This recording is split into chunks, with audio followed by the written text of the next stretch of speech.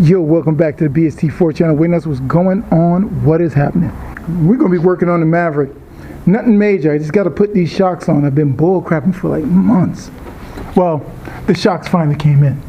You know, I was just trying to look for the cheapest shock, you know what I mean? So I got a pair of $40 shocks, which is like, you know, the cheapest you can get. And what I did prior to all of this is that I heat up that bolt there and sprayed some of that PB Blaster and everything, so that should be able to come out. And then on top of that, down there, I have to put a hole into that thing there, get a hole in that, and do some other stuff along with that. So let's get to it. So the first thing I did was, you know, take the daggone shock off. Luckily, I heated that thing up and that worked out pretty well. And after that, I got me a step drill bit and I start stepping this thing down, man. And this is really working pretty damn good. I was quite surprised that this thing was working pretty good because I have to do the front of the suspension. I have to drill out another hole over there. So basically what all I did was just make sure that the hole was right. Then I said, okay, let me go ahead and install the daggone shocks. So that's what I was doing, fumbling, bumbling, looking at the bag and making sure that I got all the parts that I need because it's old school. It was cheap. Sometimes things are not in the bag. So that's it. Everything is good. All right, so let's put everything together and then we install that. And then after that, man, we put that thing together and it went well, pretty well, but I had to go and drill the front. Like I was mentioning, I had to use a bigger step drill bit to do the front. And then basically, man, everything else was just done right after that. You know, I'm not even going to go through all that. So now, got that installed. We have the sway bar link installed. Now we got to do the drive shaft, and we got a smorgasbord of drive shafts to fit up underneath there. So let's check this out.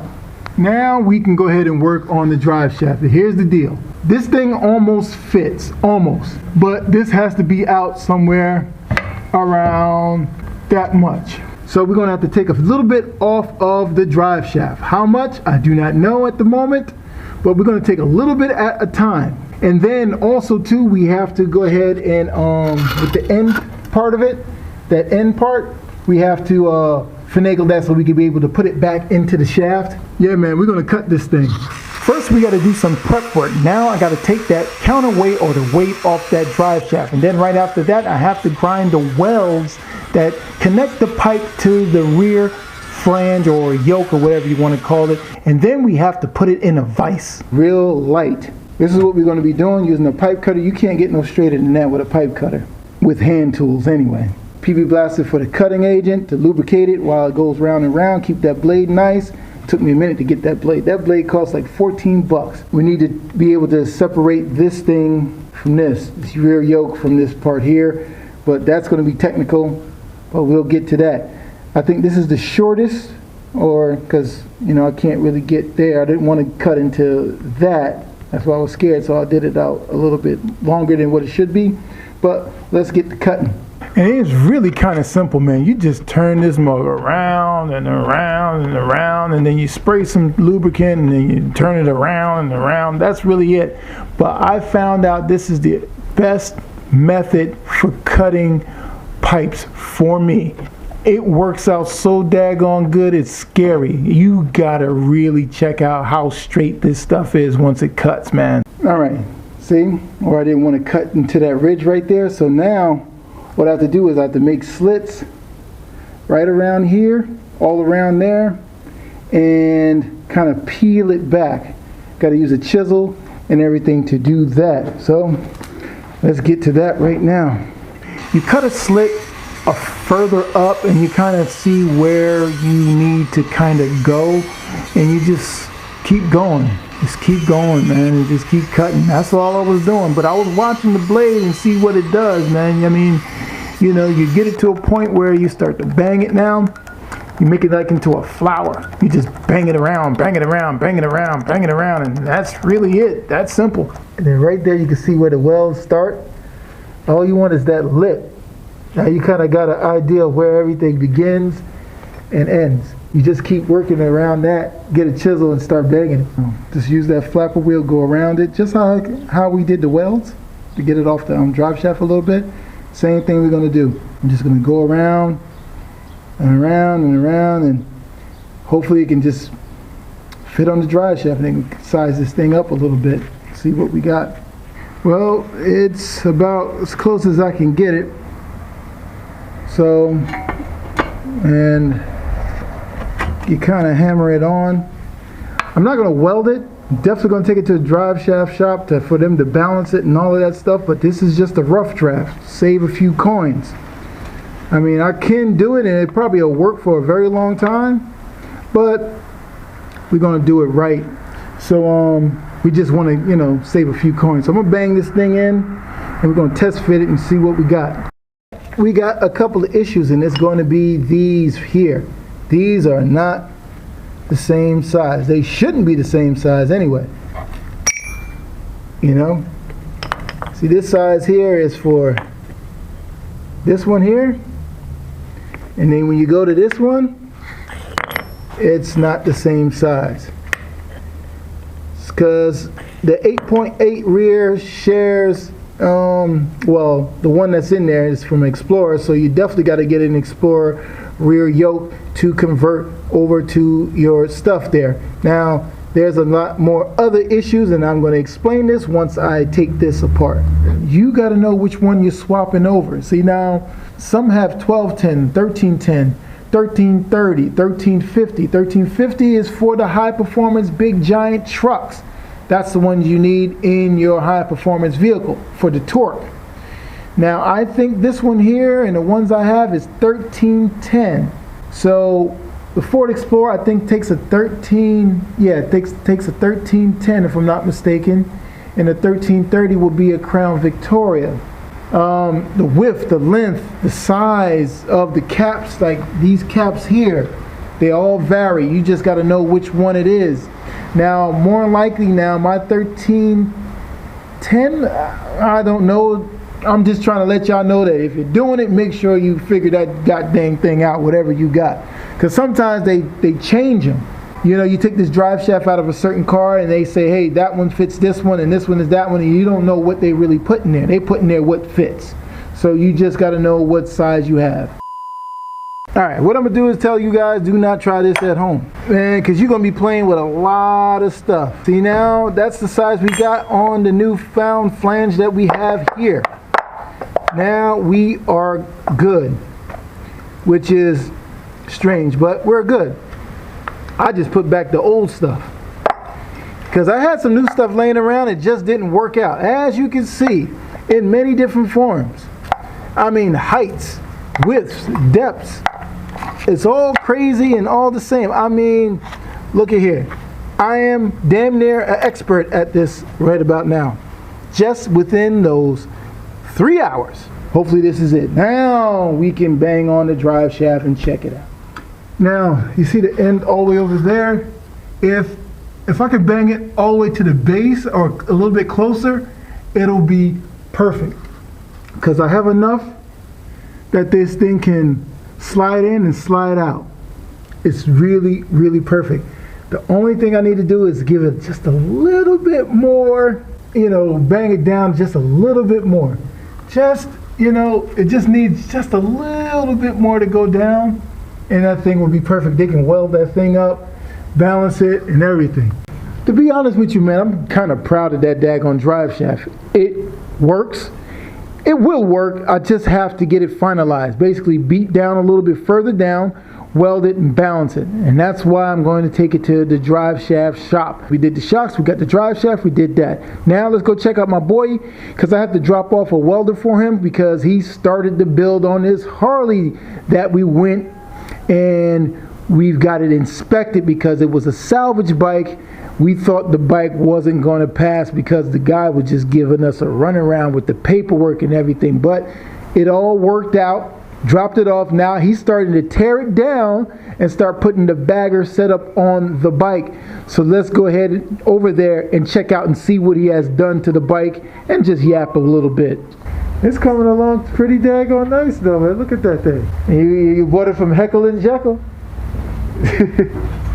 I didn't want to buy a new bike and rip it up, so. Nah, it makes sense. We did. We got the inspection and shit. Yeah, we took it there to get inspected, which we thought that would never happen. But we made it happen. Then the corona came and fucked it up. Yeah.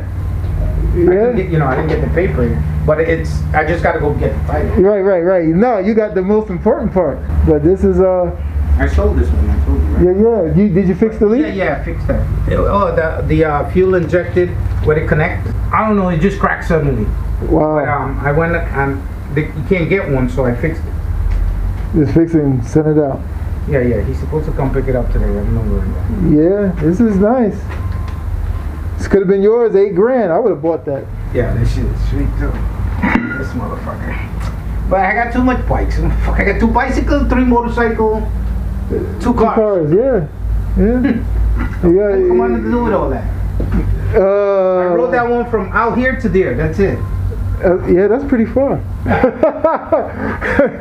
like that one though. That's like a, hey, let me go around the block and come back. Yeah, this is a round the block and come back bike. It's pretty tough though. So I told you the trick, right? What? I need you to get a computer and at least $1,000. Oh. I'm helping my man. He made another $500 today. Before I came in the garage, I made $1,600. Work on that. You ain't got to drive taxi. No. I bought this program for $2,000. I'm in the garage. I worked for like an hour. And I'm with why do you think I don't want to go back to work? Oh, you don't want to go back? Oh, wow. I made $8,000 last week here in the house, and I'm fixing my bike. Yeah. Why would I go on French Street and get fucking sick? Yeah, that does make sense. I'm actually teaching Crystal mom, so she's bringing her computer. So I bought it. He don't sell it no more. Oh shit. So I punch in whatever stock it is, and it tells me what's. Damn. So I want you to make some money. Well, There's so much money to make out there. I know it is. You know what I mean? I told you, I'm in the garage and I could buy 1 share. My boy Michael. Yeah. His sister didn't believe us. She bought 1 share on Monday. She sold it today. She made $500. She spent say she spent $1,000. She made $1,500. But you know. Yeah. She had $1,000. She spent the $50. Did you make $500 fucking driving that shit all month? No. So I would like for you to get a computer and $1,000. I got the $1,000. I ain't got the goddamn computer. Account, right? Yeah. With what company? I still have that E-Trade shit. Yeah. $1,000, you throw that shit in there, you good. So man, thank you guys for watching this episode of Build Something TV, man. Hope you guys were enlightened. Wait a minute. I forgot to even tell you guys that I have fixed this up already. I have changed the injector. You see there's a different injector. The situation is that the one injector was this totally like, when it turns off, it's still bleeding off the pressure off the lines. It was just open, just stuck open, or it was whatever. But now we got it to run a lot better.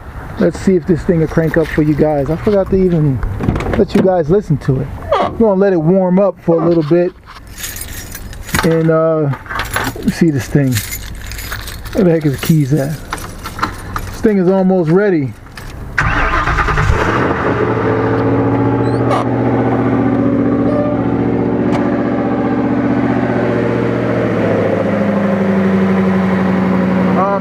It doesn't smoke no more. The injectors are in there, stock MAF is in there.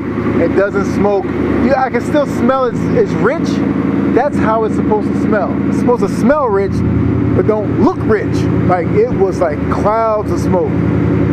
It was crazy.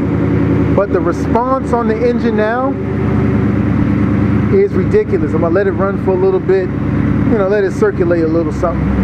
And it idles better. But the car always had a crazy idle to it. I really couldn't figure it out.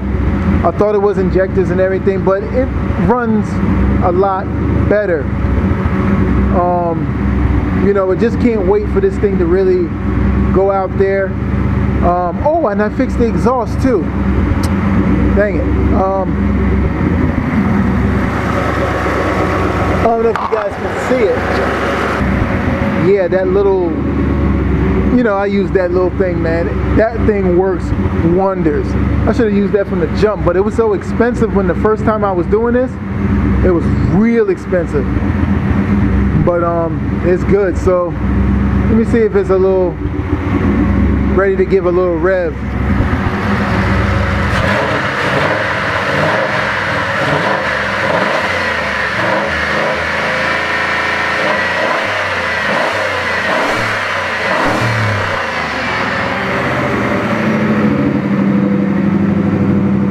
It's running, man. Trust and believe me. We'll see you guys on the flip side, man. I'm still waiting for the parts. I ordered them, and they ain't reached yet, man. I mean, I got most of the stuff. I got this. I'm waiting for the blow-off valve. Got an HKS coming in, and I got this pipe already cut. I have the MAF. I'm waiting on the blow-off valve. That is really all that I'm waiting on. A blow-off valve. Hopefully that part will come in. Maybe it will, maybe it won't. I don't know. I may have to order another one. Who knows? But I already spent the grip on that. So I got to wait it out. All right? See you guys.